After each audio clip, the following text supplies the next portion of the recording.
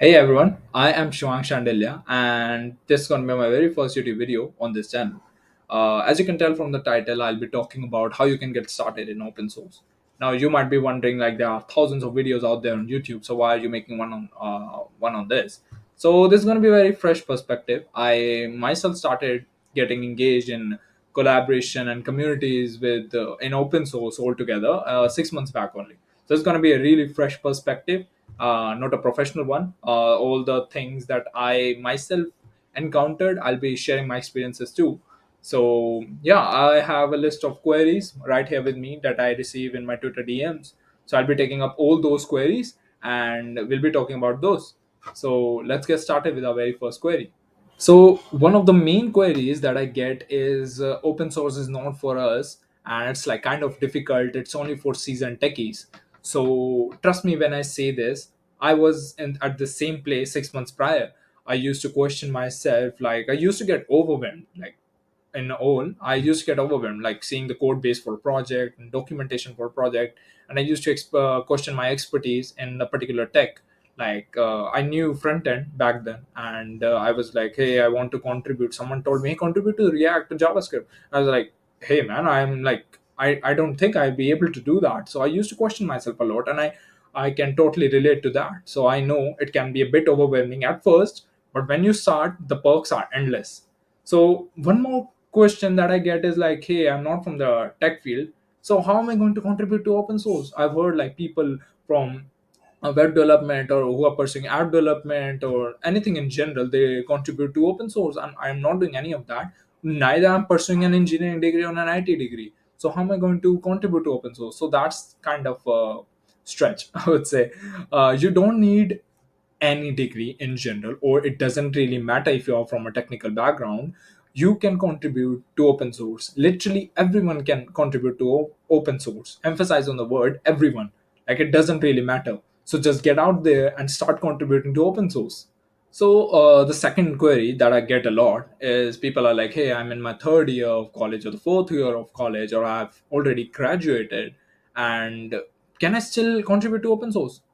You can. Yes, a big fat yes, you can contribute to open source. In fact, if you have the will to do anything, you can do everything, man. So yeah, open source is for everyone, as I just said previously. It is for everyone. You can contribute to open source. When I say I myself contributed to like open source 6 months back only, and at that time I was in like fifth semester of my college. That was when I was in my third year. So like from then I've cracked Google Summer of Code. I am a co-organizer for CNCF Delhi section. I have like like I have named so much that I can't even imagine, just because of open source. I've connected with some amazing folks. I network with them often, and yeah, these are some of the perks. But yeah, you have to start. Like if you're thinking like I'll start when I'm in like third year, I'll start when I'm in fourth year, and you won't ever be able to, if you keep on procrastinating yourself, you won't ever be able to achieve something. So you have to start it sometime or the other. So yeah, just get out there and start with open source. Okay, so now you'll be thinking, so Shivang, you've been preaching about open source for a while now, and you said that people who are not from technical background, or even the ones who are from technical background and have no prior knowledge for like web or app development or DevOps in general, that you preach over at your Twitter. So how can we contribute to open source in that case? So yeah, I'll stand by what I said. You can contribute to open source even if you don't have any technical knowledge. One of the ways you can contribute is by improving documentation for a project. Now you'll be thinking documentation. I don't know if that works, Shimang. Yes, it works because documentation is a vital part of the project. Okay, so you can improve the documentation of the project by checking for any spelling errors that might be there, or any broken links that you might encounter along the way. Or maybe you can also add a piece of text that might improve the wording of that very same text, and can make user understand it much better. So yeah, also what you can do is you can get engaged in communities. Right, you can get engaged in communities. Open source is not just about contributing to code base or just improving the documentation. It's all about collaboration and inclusivity. So you can get engaged in communities, and where people get together, network with each other, and think of ways together how you can improve the project. So you can engage in the communities, improve the documentation. There are various ways that you can contribute to open source, even if you don't have any prior technical knowledge. So another query that people often ask me is, Shivang, I chose a project but its code base is like really difficult to understand. I tried, but neither I can understand the code base nor can I understand the documentation for the project, and I really want to contribute to that project. So how can I do that? So simple solution for that would be that it was that worked out for me as well was, that's where the community comes in. Get the help of the community. You selected a project that you want to contribute to. Join their Slack channel. When you're inside the Slack channel, what you can do is introduce yourself first and tell what you like to do and what you've been working on. Introduce yourself to the community, network with some amazing individuals, and what you can do is then ask for their help. Like, I need to understand the code base. Are there any resources that you can provide me for a better better guidance of the project, what it is all about? Or if someone can tell me how documentation works. So that's where the community comes in. Second thing you can do is keep a lookout for the community calls of that particular community. So, like, let's just say there are community calls happening every Wednesday. So try to join those community meetings. What's the advantage of doing that, if you ask me? So the advantage would be, obviously, you'll be introducing yourself to the community, and then you'll be understanding from them firsthand like how everything works. You'll be listening to what discussion is going on, how healthy conversation goes, and you might learn something as well. So you do make sure to join those community calls. And what you can do, another thing that you can do is keep a lookout for good first issues in that projects, because good first issues are like go really fast. People assign themselves like real quick. So keep a lookout on those, because they give you better guidance of the project, better understanding of the project, I mean. And obviously, like, they good first issues means they are beginner friendly issues that are for the people who are new to the project. So keep a lookout for those. And yeah, that would be my so now you might be wondering that, Shivang, now you have told us how you can get involved in the communities, how you can get started with open source, even if you're not from a tech background, how you can get the help of the communities. But my main question is, like, I'm pursuing this tech stack, I'm from this tech stack, but I don't know what projects to contribute to. How can I get, like, I really want to contribute to open source, like, after listening to this video of yours, but I don't know what a project to contribute to. So can you help me out with that? Yeah. So check this out. So I'm gonna show you how, when I started with open source, how I was able to find some really good projects to contribute to. So all you have to do is search up Google Summer of Code, and once you are here, just browse over to this browse over 2023 organization. Once you're in, once you can see at all the organizations are going to be listed out here. Now let's just say you are from web development domain, so, and you want to contribute to a project that uses JavaScript. So let's just say I just kind of search JavaScript here, and as you can see, there are all the orgs come up. And let's just say I open Jenkins is a popular CI/CD tool in DevOps.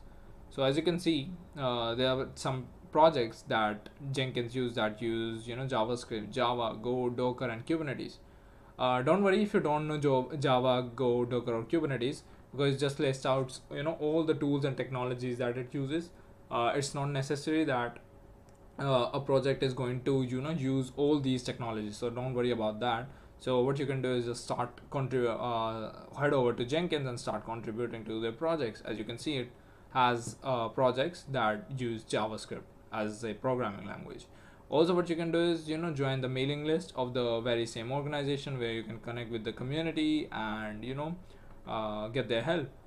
What you can do is also, if you, let's just say you wanna I want to contribute to Python. Okay, you want to look at it. Here you can see that Python itself comes in Google Summer of Code. So you can head over to Python itself. Obviously Python is going to use its own programming language, right? So as you can see, Python uses JavaScript too. So what you can do is just head over to Python, check out their projects, check out which project is using JavaScript or Python or any other language you want to contribute to. If you want to help, if you want to join the community, head over to the mailing list. You can join the community from there. Now let's just say you want to contribute, you are from a DevOps domain and you want to contribute to a project, you want to upskill yourself with Kubernetes and stuff. So what you can do is go over and search Kubernetes, and look at this, there are so many organizations. CNCF, first of all, one of the main ones. We can head over to CNCF, Cloud Native Computing Foundation, and as we know, it uses Kubernetes, Prometheus, which is an observability tool, Open Telemetry and stuff. And yeah, you can check out their projects, and obviously, as always, you can check out their mailing list. Link to the site for the CNCF is available here too, so you can check out all the projects CNCF has. And yeah, that's how you can search for the projects. If not CNCF, you can also head over to KubeVirt, opensource, IHR, and there's so many projects, man. You can just, let's just say I'm from app development domain. I don't know much about app development, so I apologize in advance if I think Kotlin is used in app development, right? So let's just say I use Kotlin. Look at this. We have got Kotlin Foundation as itself and gsoc. So you can head over to Kotlin Foundation, and you can see all the technologies that Kotlin Foundation use. That's Gradle, Kotlin, JVM, parsers and compilers and multi-platform whatnot. So obviously head on over to the mailing list as always, connect with the community, start contributing to the projects. And I think this is the most easy way to find out the projects that you want to contribute to. And I think now you shouldn't have any queries after this that I'm not able to find any projects to contribute to. I'm from this domain, I'm from that domain. It doesn't really matter from what domain you are, you can still contribute to open source. And now I have showed you what an easy way there is to search for the projects that you want to contribute, that you might be willing to contribute to, and get engaged in the communities. So yeah, that's it. So one of the last queries that you might be having is, Shivang, you emphasized on the fact that it is so vital to get engaged in communities and network with some individuals. So like, I really want to know some of the beginner friendly communities that are out there and I can get started with. So there are like plenty of communities out there. Okay, there are plenty of communities out there. Some of them that I personally love are Eddie Hub by Eddie, We Make This by Kunal Kushwaha, and Cube Simplify by Sayam Patel. Now, I'm pretty sure you must have heard of all these names because they are renowned in tech, at least around me, around my circle. So, like, these are some amazing folks, and the communities are so welcoming that they are ready to help with any issue that you might have. So, I would say join these communities, reach out to folks there, network with some individuals there, and you'll see the power of collaboration and inclusivity in the communities. And not just these communities, once you get started with open source, you are going to discover more and more communities that you might think are more suitable for you. So just get out there, you have to discover it yourself. So yeah, these might be the issues that you might be facing when getting started with the open source. At least these are what I faced when I started with open source. So yeah, I think that covers all the issues and points that I needed to discuss. And I hope that after this video, you can at least get started with open source. Maybe you can, when you are tackling all these issues that I just mentioned, maybe you can find your own ways to tackle them. And when someone just comes out there and says like, hey, I want to start open source, you can or you must recommend this video.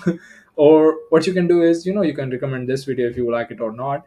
Or what you can do is you can add your points that you kind of tackle them in your own way. So what you can do is, your points and the points that I am discussing in this video, you can join them together and tell all these possible combinations to that guy. So maybe he can discover, he can find that more easily to tackle all these issues.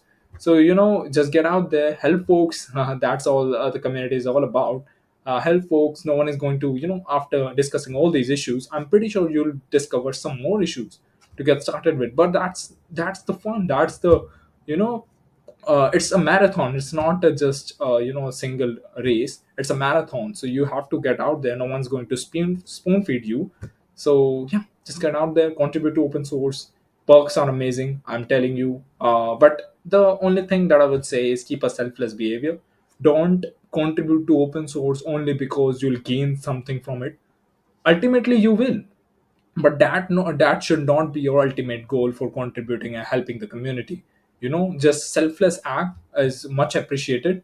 So yeah, be kind in the community that you join. And yeah, I hope to see all of you again in my next video. And till then, bye bye.